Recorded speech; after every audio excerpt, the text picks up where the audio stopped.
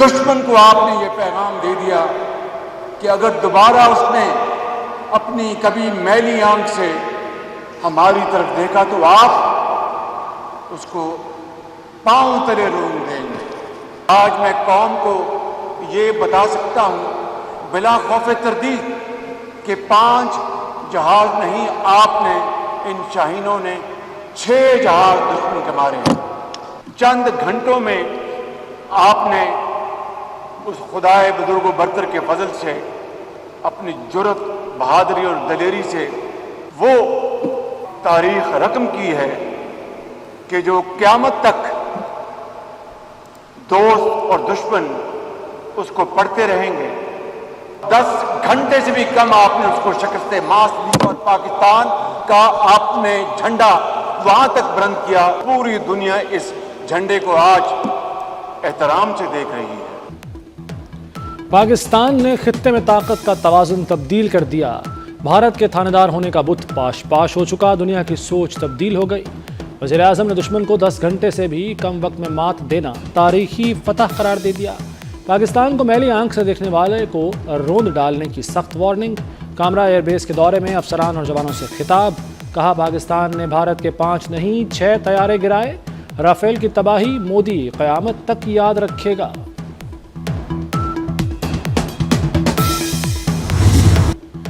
مارکا بنیان المرصوص اور کشمیر پر D G I S P R کا 2 ٹوک موقف، بھارت کی جنگ بندی کی خلاف ورزی پر تیز اور یقینی جواب کا عزم۔ لیفٹیننٹ جنرل احمد شریف چودھری کی اسکائی نیوز سے گفتگو، کہا ہماری سرزمین اور خود مختاری کی خلاف ورزی پر جواب بے رحمانہ ہوگا۔ پاکستان اور بھارت ایٹمی طاقت ہیں، سنگین کشیدگی تباہی کا باعث ہوگی۔ امریکہ اور دیگر ممالک بھارت کے عزائم کو بخوبی جان چکے ہیں۔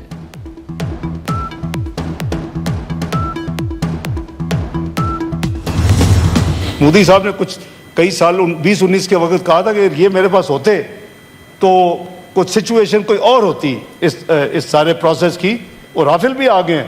اللہ نے وہی 5-6 میں سے 3 رافل بھی گرے ہیں، 2 مگ بھی گرے ہیں، ایک Su-30 بھی گرا ہے۔ تو یہ اللہ تعالیٰ کا ہے، کیونکہ صرف مشین نہیں چاہیے، مشین چلانے والا بھی ضروری ہے۔ مشین تو دنیا آبویسلی جو کیپٹلز تھے، ایک یہ بڑی چلائی گئی، I'm sure انڈین پیچھے ہوں گے، انڈین لابی، کہ جی یہ پاکستان نے کہا سیز فائر۔ ہم نے سیز فائر کی، ان کی جو انٹرنل ہزیمت ہوئی ہوگی، جو ان کو انٹرنل پولیٹیکل پرابلم آئی ہوں گی۔ مارکہ حق سے بھارت کی پاکستان پر برتری کا بت پاش پاش ہوا، بھارت کو ناقابل یقین ہزیمت اٹھانا پڑی۔ سینیٹر اسحاق ڈار کہتے ہیں پاکستان کسی ملک کی برتری برداشت نہیں کرے گا، پہلے ہی بتا دیا تھا کہ بھارت نے مکہ مارا تو جوابی مکے کے لیے بھی تیار رہے۔ پوری دنیا ایٹمی جنگ کی متحمل نہیں ہو سکتی۔ سمجھتا ہوں پاکستان اور بھارت میں تنازع حل ہو گیا، دونوں سے کہا جنگ کی بجائے تجارت کریں، تجارت بڑھانے پر دونوں ملک خوش ہیں۔ ڈونلڈ ٹرمپ کا دوحہ میں امریکی اڈے پر فوجیوں سے خطاب، ٹرمپ نے غزہ کو تحویل میں لینے کا پھر اشارہ دے دیا، کہا غزہ کو فریڈم زون بنائیں، امریکہ کو شامل ہونے دیں، غزہ کے لیے بہت اچھے منصوبے ہیں۔ امریکی صدر دورے کے آخری مرحلے میں ابوظہبی پہنچ گئے، متحدہ عرب امارات کے صدر نے استقبال کیا۔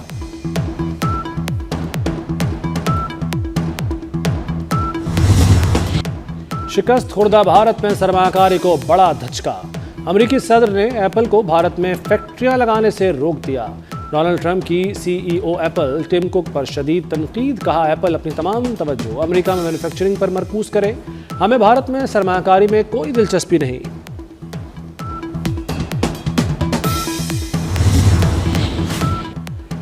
مودی آسمان سے گرا، کھجور میں اٹکا، مغربی سرحد پر جارحیت کرنے والی مودی سرکار کو مشرقی سرحد پر بڑا سرپرائز مل گیا۔ چین نے بھارت کے زیر تسلط ریاست اروناچل پردیش پر اپنی خود مختاری ثابت کر دی۔ اروناچل پردیش جیسے چینی حکومت زنگنان کہتی ہے، اس کے 27 سرحدی مقامات کو چینی نام دے دیا۔ چینی وزارت خارجہ کے ترجمان نے زنگنان کو جنوبی تبت کا حصہ قرار دیا، واضح کیا کہ زنگنان تاریخی، جغرافیائی اور انتظامی اعتبار سے چین کا حصہ ہے۔ خطے کے مقامات کو چینی نام دینا ہمارے اندرونی معاملات کا حصہ ہے۔ بھارتی وزیر دفاع کا جوہری ہتھیاروں پر بیان، پاکستان کی شدید مذمت۔ ترجمان دفتر خارجہ شفقت علی خان نے کہا کہ پاکستان کو بھارت کی طرح خود ساختہ جوہری بلیک میلنگ کی ضرورت نہیں، غیر ذمہ دارانہ بیان بھارتی وزیر دفاع کے عدم تحفظ اور مایوسی کو ظاہر کرتا ہے۔ عالمی برادری کو بھارت میں جوہری مواد کی بار بار چوری کے واقعات پر تشویش ہونی چاہیے۔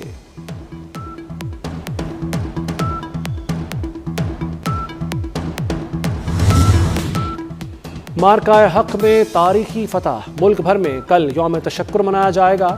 عوام اور افواج کو خراج تحسین پیش ہوگا۔ وفاقی دارالحکومت میں 31 اور صوبائی دارالحکومتوں میں 21 توپوں کی سلامی ہوگی۔ مزار قائد اور مزار اقبال پر گارڈز کی تبدیلی کی تقریب ہوگی۔ سینٹ میں افواج پاکستان کو خراج تحسین پیش کرنے کی قرارداد منظور۔ بھارتی جارحیت میں شہری آبادی کو نشانہ بنایا گیا۔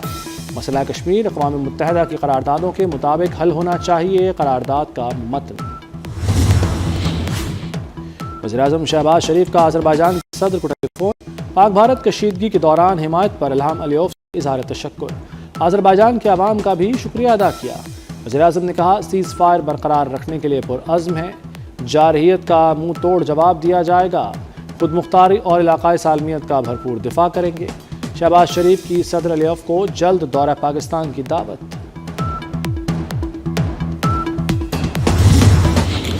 میں آج پوری عوام کو، پاکستان کی عوام کو، اپنے افواج کو، ایئر فورس کو، آرمی کو، نیوی کو، سب کو مبارکباد دینا چاہتا ہوں اور اپنی عوام کو مبارکباد دیتا ہوں جس یکجہتی کا آپ لوگ نے مظاہرہ کیا ہے ان دنوں جب ہم پہ دشمن غالب ہونے کی کوشش کر رہا تھا۔ یہ قابل تحسین ہے اور میں چاہتا ہوں کہ یہی یونٹی آپ کی رہے۔ انشاءاللہ پاکستان ہم سب ساتھ ہیں تو دشمن ہمارا کچھ نہیں بگاڑ سکتا، اور اس ہمارے کو جو فتح ملی ہے یہ ہمارے بہادر فوجیوں کی ایمان پہ، ان کی طاقت پہ اور ان کے حوصلے پہ ملی ہے۔ بھارت کو تاریخی شکست دینے پر پیپلز پارٹی کا یوم تشکر۔ صدر مملکت نے ویڈیو پیغام میں تاریخی فتح پر قوم اور فوج کو مبارکباد دی۔ آصف زرداری نے پاکستان ایئر فورس کو بھی خراج تحسین پیش کیا، کہا پاکستان ہمارا ہے، آخری دم تک دفاع کریں گے، متحد رہیں تو دشمن ہمارا کچھ نہیں بگاڑ سکتا، چاہتا ہوں یہ اتحاد برقرار رہے۔ پاکستان کا دفاع مضبوط ہاتھوں میں ہے، میلی آنکھ سے دیکھنے والے کی آنکھیں نکال دیں گے، بھارت سندھ طاس معاہدہ معطل نہیں کر سکتا۔ وزیر اعلیٰ سندھ مراد علی شاہ کا تقریب سے خطاب۔ سینئر وزیر سندھ شرجیل میمن نے کہا کہ بھارت کا ایشین ٹائگر بننے کا خواب چکنا چور ہو گیا۔ سب سے پہلے تو آپ سب کو مبارک ہو پاکستان کی فتح۔ اللہ تعالیٰ کی مدد کبھی بھی بدنیت لوگوں پہ نہیں آتی۔ اگر یہ ملک ہے تو ہم ہیں، یہ ملک ہے تو یہ زمینیں ہیں، یہ ملک ہے تو یہ خوشحالی ہے۔ اللہ تعالیٰ اس ملک کو تا قیامت سلامت رکھے۔ نفرت کی سیاست ختم ہوئی ہے تو آپ دیکھو کہ ملک کتنا ترقی کر رہا ہے۔ سیاسی قیادت کے لیے پاکستان ریڈ لائن ہونی چاہیے، ہمیں ملک کی خاطر ذاتی انا قربان کرنا ہوگی۔ مریم نواز کا کالا شاکاکو میں ٹریکٹرز تقسیم کرنے کی تقریب سے خطاب۔ کہا مارکہ حق میں کامیابی کے بعد دنیا نے پاکستان کی طاقت تسلیم کر لی۔ وزیر اعلیٰ پنجاب نے گندم اگانے والوں میں 1000 ٹریکٹر مفت تقسیم کیے۔ گندم کے کاشتکاروں کے لیے 5000 روپے فی ایکڑ کیش گرانٹ اسکیم کا آغاز بھی کر دیا۔ تقریب میں وفاقی وزیر رانا تنویر اور ممبر پنجاب اسمبلی رانا طاہر اقبال کی شرکت۔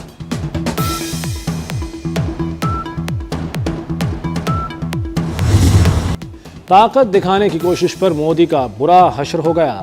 مودی سے اپنی پارلیمنٹ میں بیٹھا نہیں جا رہا۔ مولانا فضل الرحمان کا کوئٹہ میں دفاع پاکستان و یکجہتی کانفرنس سے خطاب۔ کہا پورے بھارت میں مودی پر شدید تنقید ہو رہی ہے۔ On the night of 6th and 7th, within 1 hour, Pakistan Air Force made history. Within 1 hour, in a battlefield that was very compressed in modern combat history, no one has seen this kind of war before.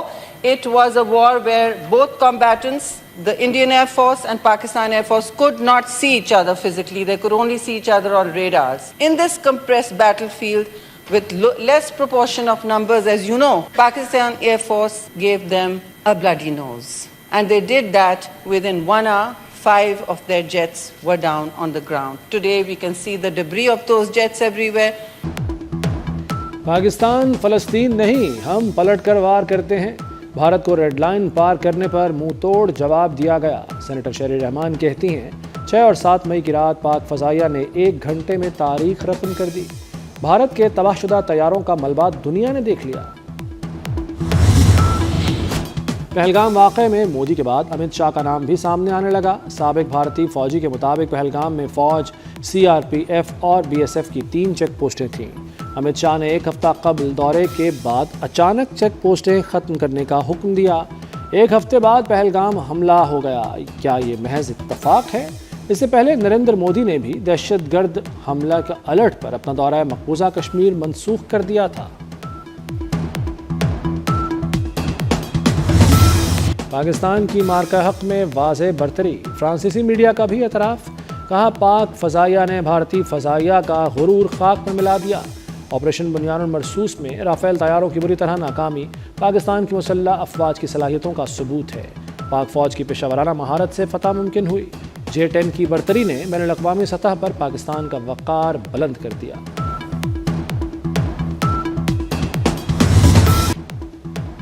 Good اور bed عسکریت پسندوں کا فرق ختم ہو گیا۔ بلوچ علیحدگی پسند تحریک کا انجام بھی کرد تحریک والا ہوگا۔ وزیر اعلیٰ بلوچستان سرفراز بگٹی کا 2 ٹوک پیغام۔ کہا جس جنگ میں بلوچستان کو دھکیلا گیا وہ لا حاصل ہے۔ تشدد سے بلوچستان کو آج تک کچھ نہیں ملا۔ ہمارے باغی افغانستان میں حکومتی سرپرستی میں رہ رہے ہیں۔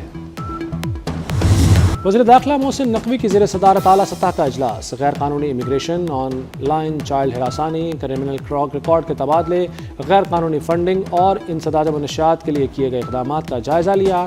محسن نقوی نے کہا غیر قانونی امیگریشن پر قابو پانا ترجیح ہے۔ غیر قانونی امیگریشن سے نمٹنے کے لیے برطانوی معاونت کا خیر مقدم کرتے ہیں۔ اجلاس میں جنسی جرائم میں ملوث افراد کا نام پاسپورٹ لسٹ کنٹرول لسٹ میں شامل کرنے کی تجویز۔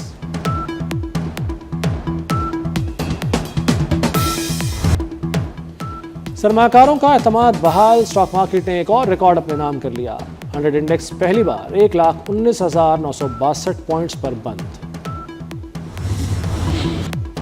ریکوڈک منصوبے کا پہلا مرحلہ 2028 سے شروع ہوگا۔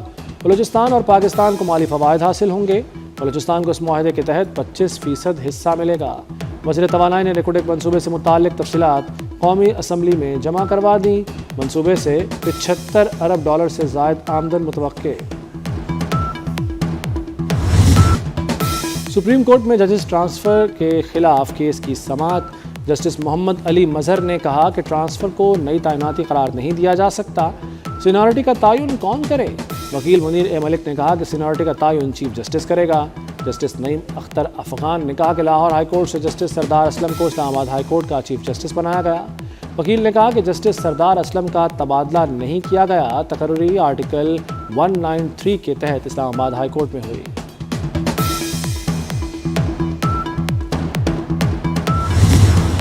£190 ملین کرپشن کیس۔ اسلام آباد ہائی کورٹ نے بانی PTI اور بشرا بی بی کی سزا معطلی کی درخواستوں پر نوٹس جاری کر دیے۔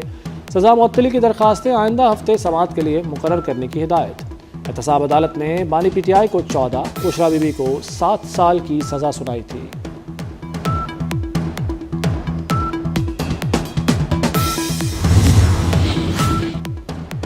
یوکرین جنگ کے خاتمے کی کوششیں تیز۔ روس اور یوکرین کے استنبول میں ہونے والے مذاکرات تاخیر کا شکار۔ روسی صدر نے براہ راست مذاکرات کے لیے وفد کا اعلان کر دیا۔ وفد استنبول میں یوکرینی صدر سے ملاقات کرے گا۔ امریکی وزیر خارجہ مارکو روبیو اور یوکرین کے صدر زیلنسکی بھی ترکی پہنچ گئے۔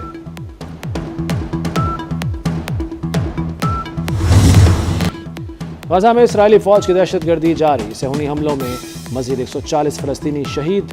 جبالیہ کے علاقے میں کئی گھروں پر رات گئے بمباری، 22 بچوں اور 15 خواتین سمیت 50 افراد نشانہ بنے۔ غزہ میں شہادتیں 53,000 کے قریب پہنچ گئیں۔ چین اور روس چاند پر نیوکلیر پاور اسٹیشن تعمیر کریں گے۔ دونوں ملکوں میں معاہدہ طے پا گیا۔ رپورٹ کے مطابق روسی ری ایکٹر کو انٹرنیشنل لونر ریسرچ اسٹیشن چلانے کے لیے استعمال کیا جائے گا۔ خلائی بیس کی تکمیل 2036 تک متوقع۔ پاکستان، مصر، جنوبی افریقہ اور آذربائیجان سمیت 17 ملکوں کو شامل کرنے پر بھی اتفاق۔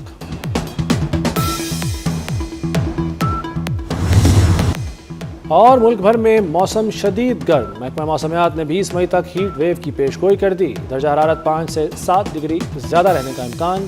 سندھ بلوچستان کے کئی علاقوں میں پارہ 50 ڈگری تک بھی جا سکتا ہے۔